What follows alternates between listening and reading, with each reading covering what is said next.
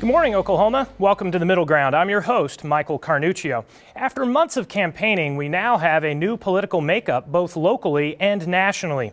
We'll begin with the big news of the Republican win taking over the United States Senate. Here to help us break down all of this is Chris Wilson, CEO and partner at Wilson, Perkins, Allen Opinion Research. Chris, thank you so much to be here. You bet. Thanks for having me. You do a lot of research and have been involved in many of these campaigns.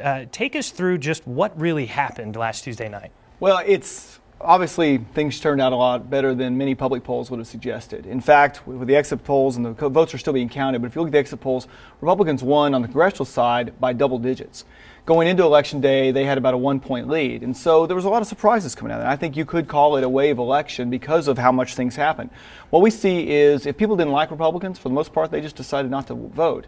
And so what that did is created an advantage that elected people like Tom Tillis in North Carolina and is probably going to beat Mary Landrieu, pushed her to a runoff. In fact, the Democrat Senatorial Committee pulled all their money from advertising in Louisiana. It's like they're already waving a white flag. So when you look at what the entire environmental makeup, I think you could say Republicans did better than most people would have expected. Yeah, I mean, going into Tuesday, you had so many races that were neck and neck, even some of the races in Oklahoma that broke, but nationally, they just all started to break, and even early. I'm thinking of in Kansas where Roberts was tight, and it broke early for him. That race got called early. So what were some of those specifics? Maybe take us through some of the states, what you saw. Were there any differences on the local level? Well, on the local level, I think it is, well, first of all, there were some states that were surprises, and I would say Kansas is definitely one of them. Yeah. Some of them weren't actually were surprises. I'll give you an example of that was Georgia. Georgia's one where we were actually working for Senator-elect Perdue. And so we saw going into that we felt very confident about our chances. In fact, we kept seeing these public polls showing us down, showing a very close race. And in fact, our polling never reflected that. And going a week out, we were saying to our client that you're going to win without a runoff, just sit back. And yet he still only had a 1 or 2 point lead in those polls. And so I think a lot of it, I'll give you another example of Iowa, where Iowa going into Joni Ernst was seen as maybe up by a point or two. But Ann Seltzer, who is a pollster in Des Moines, she's kind of the leader of all things Iowa, she put out a poll that weekend showing Ernst up 7.5. She won by 8. She got a lot of criticism. The Democrat National Committee came in and said, Ann Seltzer doesn't know what she's doing. Well, probably a lot of people owe her apology coming out of it. So, yeah, there were some surprises. Again, Kansas being one of them, but a lot of them, I think, people who knew what was going on. When we talk nationally and we talk surprises, we have to talk about some of these gubernatorial races where Republicans picked up bluest of blue states, Illinois, Massachusetts, right, Maryland. What happened there? What was at play? Well, I think some of those broke late. Martha Coakley, there's some people who probably should just never run for office. She lost to Scott Brown in a race that was all hers. All she had to do was just kind of show up and vote for herself. Sure. Then she loses to Charlie Baker last week. So I probably minus Martha Coakley, they don't lose Massachusetts. But nonetheless, they did.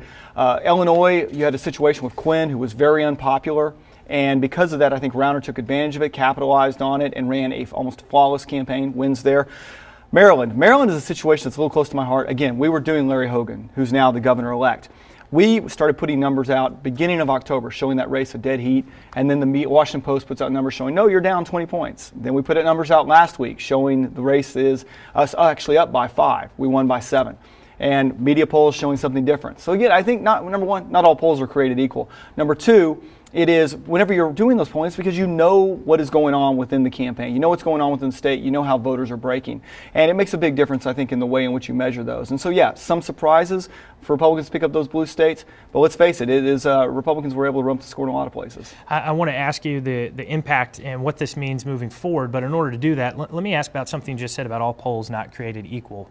How is it that 2012 and 2014, so many of these polls, and several of them, are having everything close, but 2012 broke one way, 2014 goes the other direction, but yet some pollsters seem to be able to know. What should people be looking at when they're reading polls? Are there any tips? I think there's sort of a herd effect with a lot of polling, and that is now you see an amalgamation going on with pollster.com, 538, and they look at all the different public polls. And there's a great piece written on 538 about the Maryland race that talks about how there was only one poll, ours, that actually called it correctly, and all the other ones saying that the Democrat was going to win. And what it points to is, I think a lot of pollsters are afraid, if you will, to release numbers that are different than what the herd shows. Wow. And so because of that, you have what's called post-survey weighting, which is a very common practice, but one that frankly we don't do because it can create an impact that is you kind of go in and question the numbers. You say, well, this last week the media poll came out that shows the Democrat up 5, Ours maybe shows the opposite. Maybe we need to weight these numbers a little bit and have a more based Democrat sample. And I think that's probably what goes on with a lot of that. Okay, so